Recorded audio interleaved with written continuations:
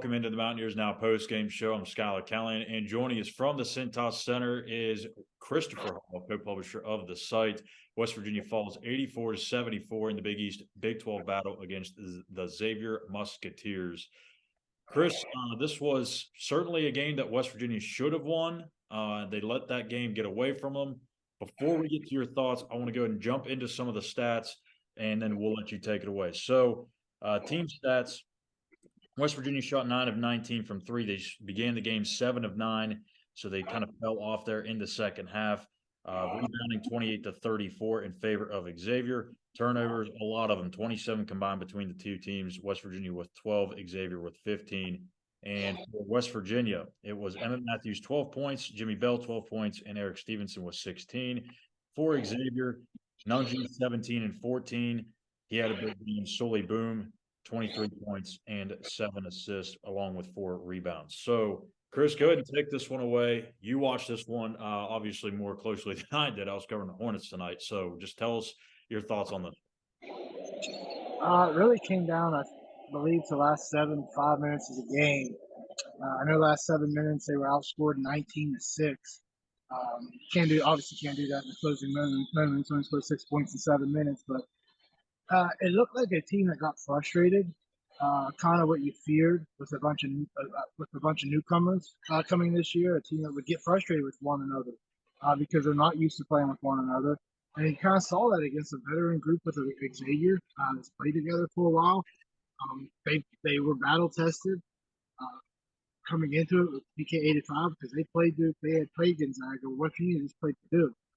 So they had both beaten a Florida team that is kind of the jury's still out on. They may be better, but this was a bad loss in the sense of how they lost. They were winning. I think their largest lead was 11.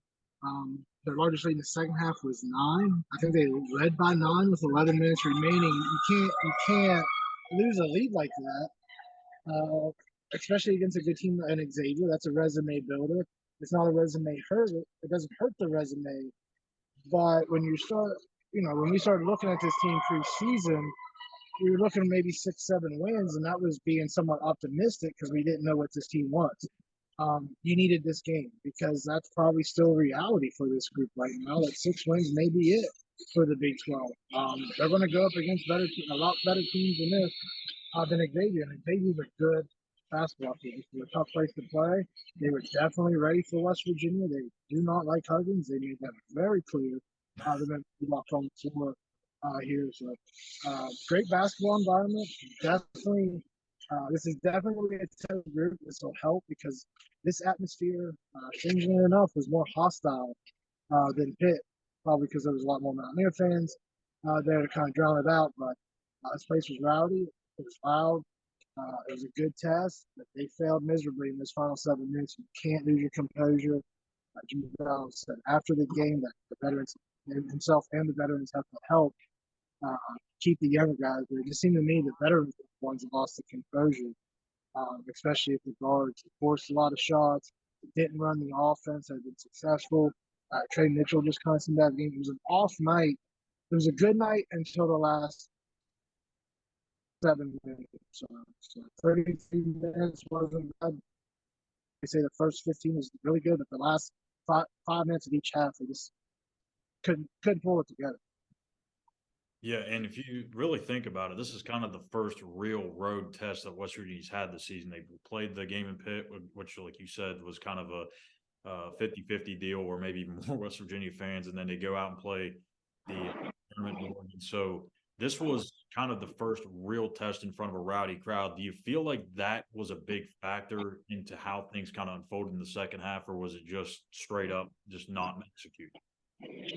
I don't think the crowd was so much a factor. I don't think they were rattled by the crowd, but you want to be used to that noise, especially when you go into Warrens.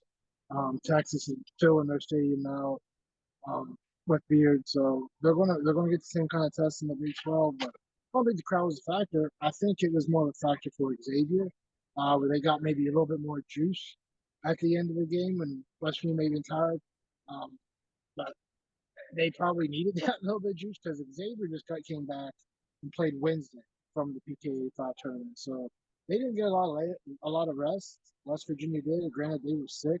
when they were out there. A lot of players had the flu, but they're going to have to really regroup because it sounds silly right now because we just started December, but you might be at a pivotal point with this group. There lost their composure at the end.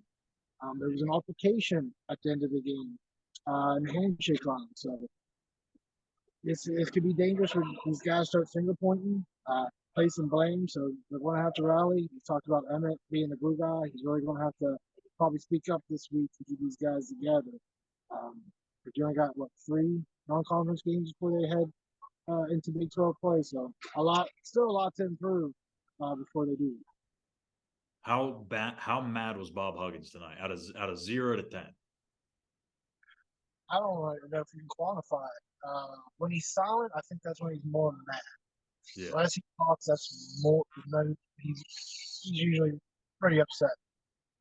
He was fairly quiet. He did go on some rants, mainly about defense, which is not a surprise. They did have a lot of straight line drives, miscommunication on pick and roll. Team chemistry, you can go down the line, but really upset. We talked about it after Purdue about staying in front of your guy, and that's pretty much what he said. Just stay in front of your guy, make him shoot a tough shot. Why are you giving him a straight line drive? And that was pretty much it. And make shots. They miss shots. The typical Bob Huggins press conference. Xavier made more shots than West Virginia. Not a lot of insight from the big guy, but obviously upset with the defense with the easy buckets there at the end. So there you have it. West Virginia falling 84-74 to Xavier. Before we do this, guys, I want to make West Virginia fans a little jealous. I already showed you. They have a bar there. They're celebrating right there in that bar. If you can't hear them behind me, there's a lot of bars in here, and they're still celebrating. Hey, we'll let you go join them before you head on home. So I'm going back home. I'm going to Morgantown. Oh, okay. Way too cold and windy. No partying in Cincinnati for Chris. So 84-74, Xavier over West Virginia. The Mountaineers will be back in action next Wednesday in the Coliseum when they take on the Navy Midshipmen. And we'll be here for the Mountaineers post-game for that as well. So for Christopher Hall, I'm Schuyler Callihan. Thank you for watching. We'll see you guys next week.